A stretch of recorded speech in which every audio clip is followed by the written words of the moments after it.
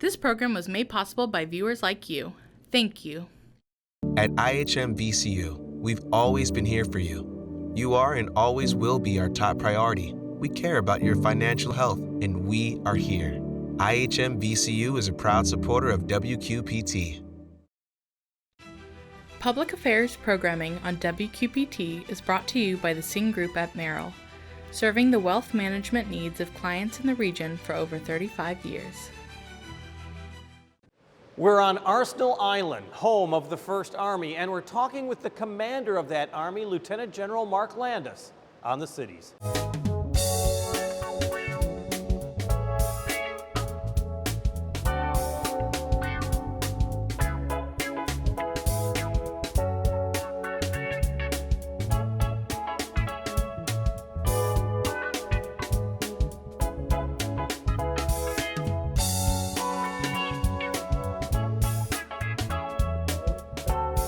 We have traveled to Arsenal Island to help mark the 250th birthday of the U.S. Army. Our hosts today are the staff at the Rock Island Arsenal Museum. It reopened to the public 2 years ago after undergoing an extensive renovation. This July 4th marks the 120th birthday of the museum, the second oldest U.S. military museum behind West Point. It has several artifacts, even from the 1904 World's Fair, but it's best known for documenting the island's history as a supplier of guns, weaponry, and other munitions to the United States Army. And during the 4th of July, we'll give you a tour of this museum and we'll be joined by its museum director. But today, we're joined by the commander of the 1st Army, Lieutenant General Mark Landis. He took over here in Rock Island last September officially, but is no stranger to the cities. We talked about the U.S. Army, its history, its future, and its servicemen and women. We talked to you, and it's Memorial Day weekend. A lot of people think of camping. They think of enjoying time with their family, which is important. But, I mean, for a military man, Memorial Day means so much more. Yeah, Jim, so thanks for having me here on this special weekend. And I do think it's different. So there are two holidays that usually kind of go hand in hand in people's imagination when they think about it: Memorial Day and Veterans Day. And so Veterans Day is usually, that's when you hear thanks for your service, because everybody who served in the armed forces, you know, went to combat, that's a veteran, so they thank you for Veterans Day. But sometimes when I'm doing Memorial Day, they say thanks for your service, and no, that's not the holiday that we're here for. So Memorial Day, you know, created to remember those who gave the ultimate sacrifice. They gave their lives in the defense of our American values and our American way of life. And so it does mean a lot to us when we recognize Memorial Day. I was just having a conversation with my team, because you say Merry Christmas or Happy New Year, but you don't say Happy Memorial Day. You know, I think I've said you can enjoy Memorial Day, but you know, please remember why we're having this holiday. It's for those people who gave the ultimate sacrifice, and just as importantly, the families that were affected by those. Well, and I think of Memorial Day, and no more fitting area is the National Cemetery and Arsenal Island. I mean, I know that the sexton and all the workers make sure that all the tombstones are perfectly lined up after a winter of frost, and they may have moved, and it's all set up for this Memorial Day. You have children from the Boy Scouts and Girl Scouts and volunteers. They're putting small flags on the tombstones. You really feel the impact of Memorial Day here on Arsenal Island. No, I think you do, and it's right in the middle of the heart of the island, and the island's in the heart of the Quad Cities, and so I always think about this idea of service that the Quad Cities represent so well. And in the heartbeat of their Quad Cities is Rock Island Arsenal, and the heartbeat of the Arsenal is the National Cemetery. But thanks for mentioning that. So we are going to plant flags. Right now I think it's scheduled for Thursday for those people who want to come do it. I'm happy to be out there in order to honor those that came before us. I know there is one particular paratrooper who we just lost. Tell me a little bit about that story, and it really hits home for you. Yeah, so Henry Langham parachuted in on D-Day.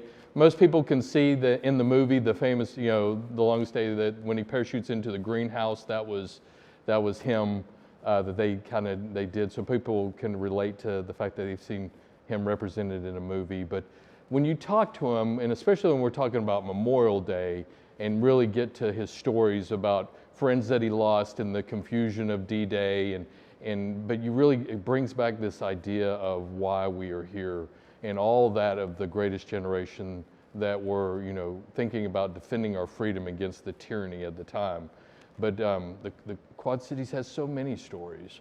I mean, you have a street in Sylvia called Hero Street. Over 200 people have served in the armed forces off this one street, 84 of them in Korea, Vietnam, and World War II, and it's lost 8 people. 8 people have given the ultimate sacrifice from this one street inside the Quad Cities.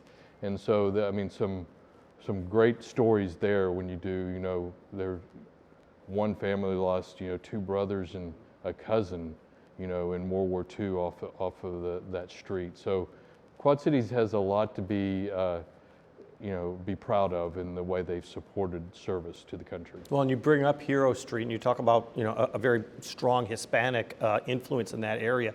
It really does show that the Army is a melting pot and a reflection of society. It is, and that's what makes it great, is that it's coming from the population of the United States and reflects our values and character. And I always tell people every time, they always lament, well, then this generation or that generation.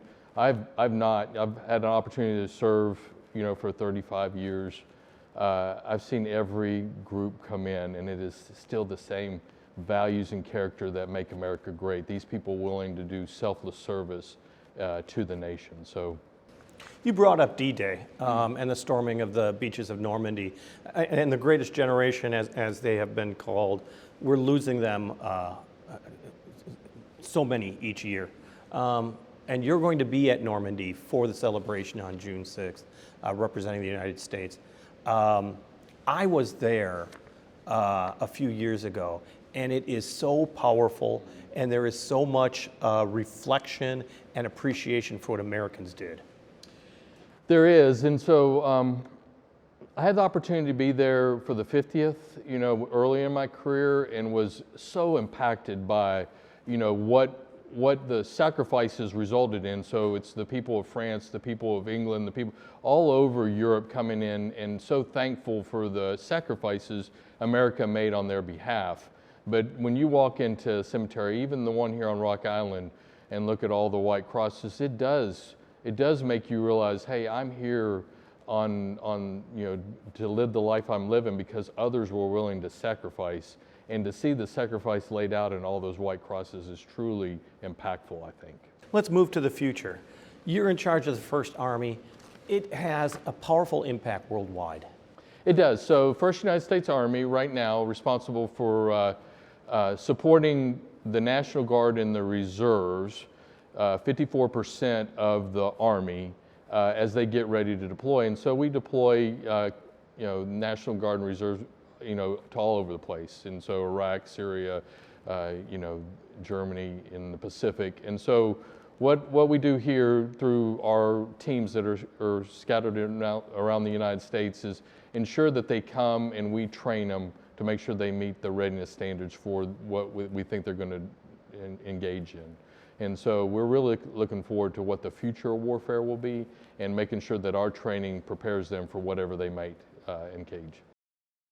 You took command just recently, I did. November. So I did have the opportunity to be the acting commander for about 20 months. And so this is really kind of my 3rd year in the seat. And then before that, I commanded a division inside of it. So this has been truly a great experience for me. I laugh all the time when I got told I was coming to First Army. I told my boss, "You sure you want me? I don't know that much about National Guard Reserve. I'd been doing other things for most of my career, and I have just really grown to love the citizen soldier and the fact that they're willing to volunteer, on top of what they're doing, whatever job they have, they're willing to volunteer to serve the country. It's just another level of selfless service.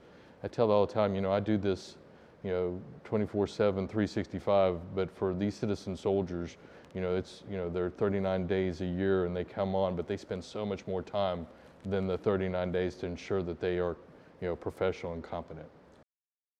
And like you said, it takes a certain person to do that, a certain selflessness and a certain level of country. It does, and so this heart of service, this idea, this is not something that the Army trains. We're always proud to say we can train you professionally and competently in tactics and the technical aspect of what we do, but I tell people when I talk to families, I really thank them because it's really this idea that the family instills, this heart of service, that they can see something bigger than them, and that's not something that you can train into somebody. And so I'm very appreciative of everybody in this country, and especially those that can influence young people to have a heart of service. Regardless if it's in the Army, Navy, Air Force, Marines, there's a lot of service. You know, you got first responders, you know, all kinds of people that are serving this great country. Well, and the key, though, is the recruitment of these people. And I know that it comes in waves. There are times when recruitment is good. There's times when it's less good. A lot of it sometimes has to do with the economy as well. How's recruitment right now? Recruitment right now is really good. And so we were impacted as the nation was by COVID. And so that, you know, COVID pulled our ability to interact with potential people that wanted to come in. So we couldn't really tell them what we were about. And so as we were able to get through COVID and get back to telling the Army story and what the opportunities were for service, I think we saw improvement in recruiting. And so right now we're on pace to make the mission that we've been asked to make. And I think that's just a showing of how the country feels about, you know, service to the country. Is there a certain type of person you're looking for? Because as you said, you want people that have a love of country, that have a love of the Army. What makes a good possible soldier? What a great question. You know, I think it's all types. And so whatever your motivation is in coming into the service, you really, it's not something that you're going to just do on the sideline. You've got to put your heart into the service. And I tell people all the time when they come in, whether you're being patriotic or, you know, you want college money or something like that, that's not what gets you up at 2 o'clock in the morning in the rain to go check. You know, it's this idea that you're serving something bigger than you.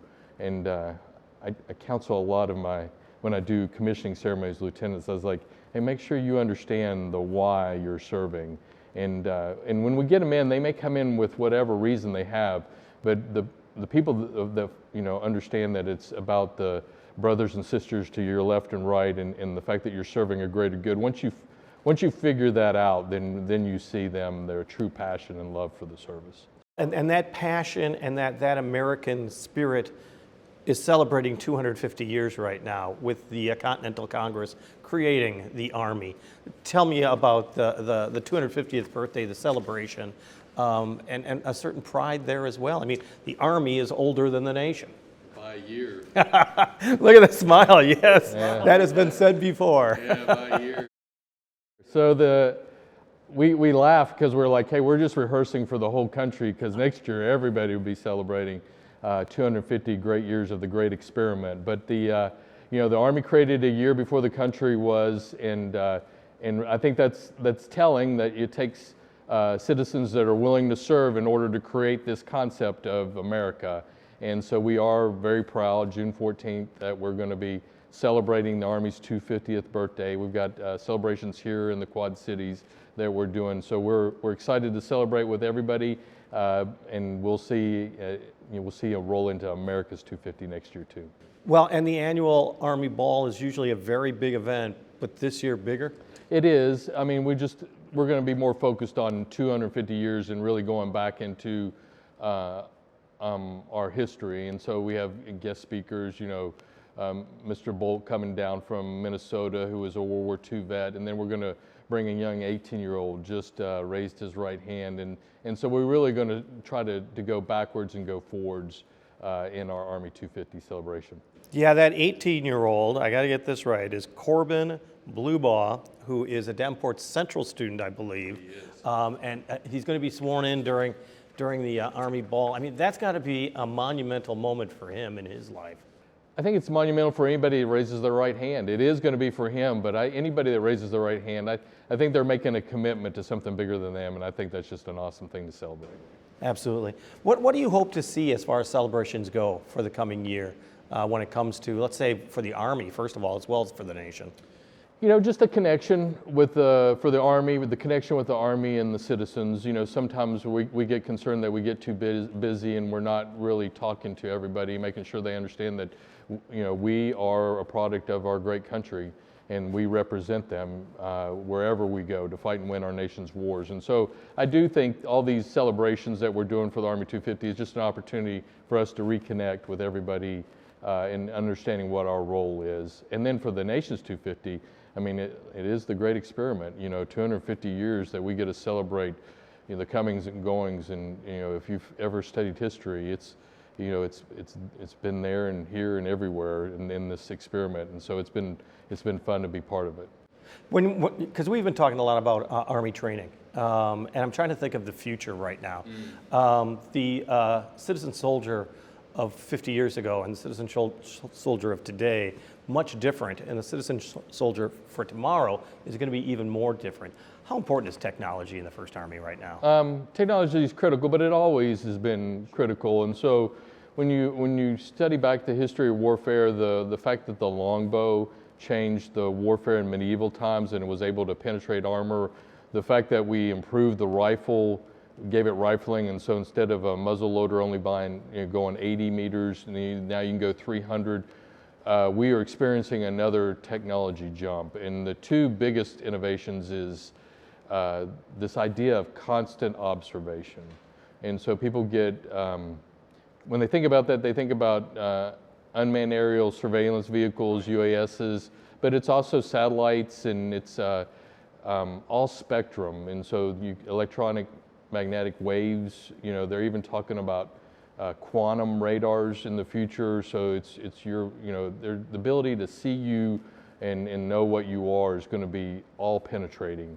And so I do think that's a change. And then the other is going to be this that everybody's going to face is AI, artificial intelligence. And so how do you incorporate artificial intelligence that allows the human to make better judgments? And I think that's where we see, I think the biggest advantage is how does it enable us to make the decisions we need to make in a more timely and more thorough way. Because when I think of warfare right now, you kind of look to Ukraine and you're looking at how drones are being used on both sides, which has really changed warfare in some ways. You're also looking at disinformation and misinformation on both sides. There's a lot that's being learned from this conflict that I'm sure that's being used as far as training is concerned for future American soldiers. Absolutely. And so we have sent people over to Ukraine to study that conflict. And anytime you study a particular conflict, you got to understand that it's its own thing. Exactly. You can't just take every lesson and say and apply it to everywhere in the world. It can't be replicated. Right. But it's on your radar, so to speak. It is, and I think there's things that are illuminating to how we're going to do it, and we are training differently, you know, in this idea that you are going to be constantly observed, and what does that mean, and can you be engaged? So it has caused us to replicate some of that training. We in First Army are building our own UASs that we are using in order to do training for people to get used to that part of the change in warfare. But like I said before, it's not, if you don't hear a UAS, doesn't mean you're not observed. You know, there's a lot of things that are looking right now.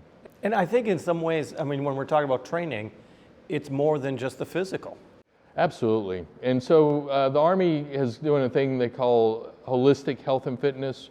And the famous quote that your head is connected to your heart, which is connected to your body. And if all you're trying to do is physically improve your body, but not working on your spiritual, mental, physical as a triad, you're not going to be who the biggest, fastest, strongest person that you can be.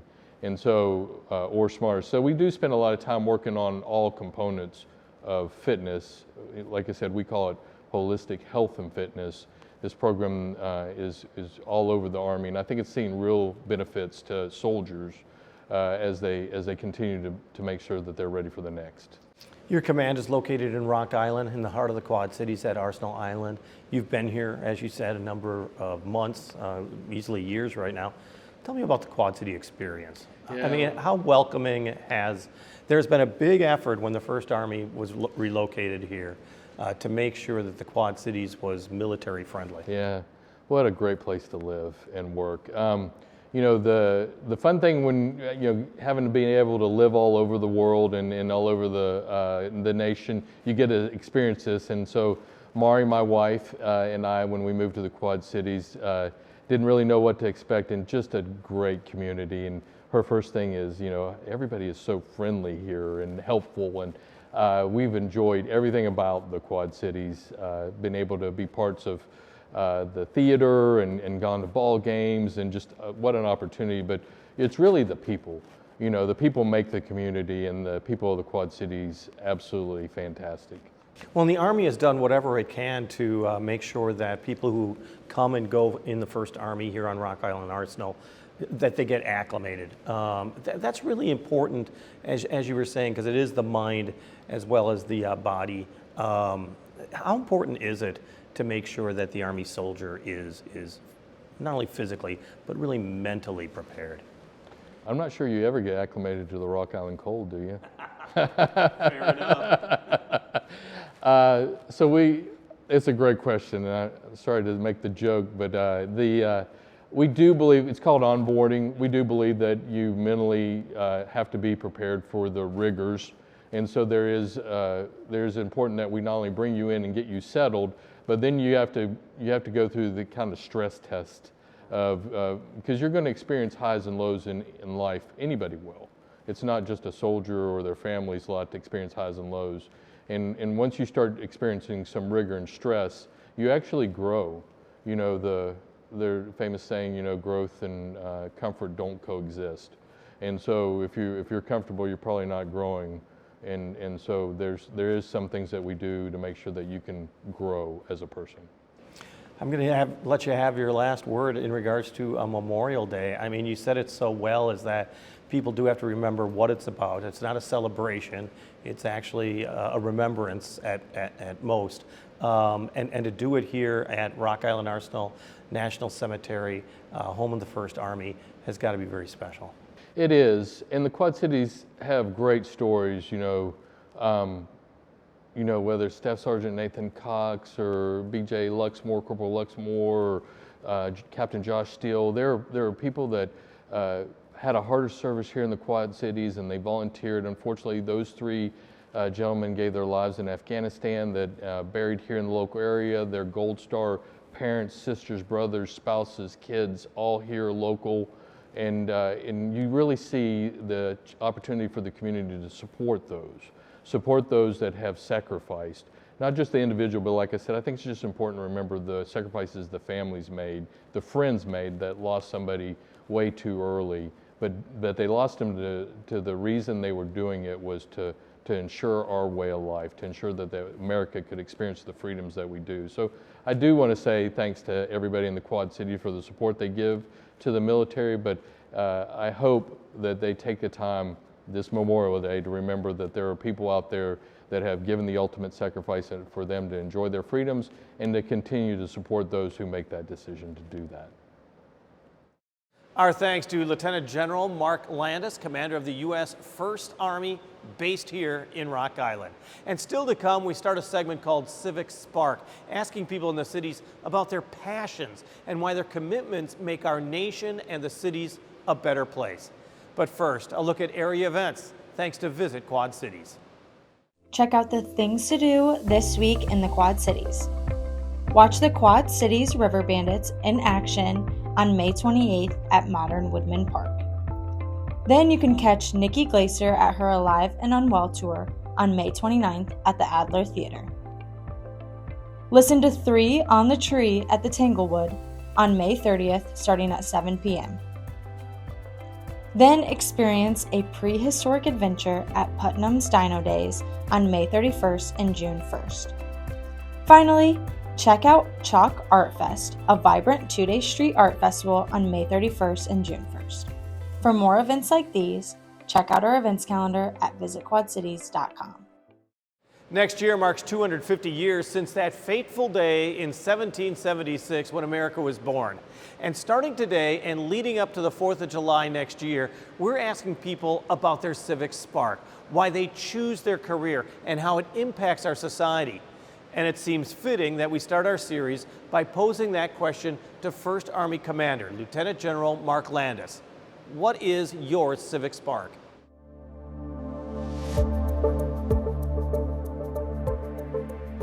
I got into the military kind of on a dare, you know what I'm saying, and with nothing really better to do when I was 18, and that's why I always counsel people is whatever reason you came in, there's a reason that's going to cause you to continue to serve. You know, my reason to come in, that light's not going to last, you know, very long. And so I did have an opportunity to attend United States Military Academy, and over the course of training and being able to do it, I fell in love with the idea of serving soldiers, and that passion that was ignited there at the Academy has lasted, like I said, 35 years. And so when you're in the service of soldiers, I think that becomes its own benefit, because you can see the growth and you can see your impact. But and sometimes you don't forget the idea that you're supporting and defending the Constitution of the United States, and that you're preparing to fight and win our nation's wars. But it's the brotherhood, sisterhood of being part of this organization of people that have volunteered, selfless service, like-minded individuals. It's just a passion. Once again, our thanks to Lieutenant General Mark Landis, Commander of the U.S. 1st Army. And once again, we're bringing you this special edition of the Cities from the Rock Island Arsenal Museum. It too is marking a milestone. It opened 120 years ago this July 4th. And during the 4th of July weekend, we'll return here for a tour of the museum thanks to its executive director. The story of the Rock Island Arsenal dates back to before the Civil War, even dating back to the original Fort Armstrong, which will mark its own anniversary, being built 210 years ago next year. So we hope you'll join us for that program. On the air, on the radio, on the web, on your mobile device, and streaming on your computer. Thanks for taking some time to join us as we talk about the issues on the Cities.